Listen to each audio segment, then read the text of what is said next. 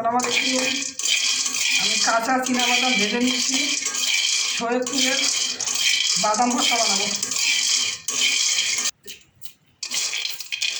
বাদামের খোসাগুলো, বাদাম ভাজা হয়ে গেছে, আমি খোসাগুলো ফেলে দেবো।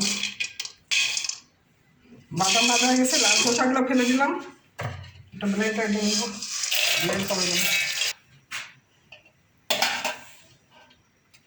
পেঁয়াজ রসুন কাঁচা মরিচ, 4 কোয়া রসুন, 2টো পেঁয়াজ, 3টা কাঁচামরিচ ভাজা হয়ে গেল।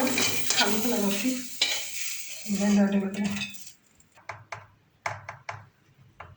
লবণ দিলাম আর একদম সামান্য পানি, ব্যাস।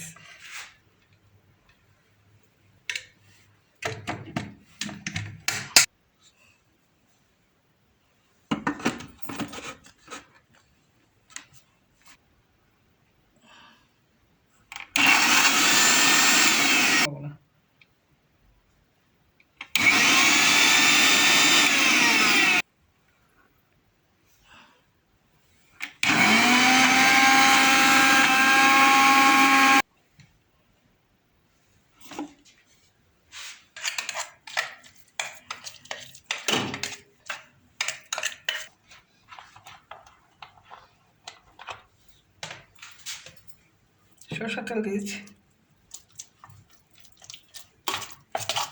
সরষের তেল দিয়ে মাখিয়ে নিলাম, হয়ে গেছে বাদাম ভর্তা। একটু তেল দিয়ে দেবো, ঠিক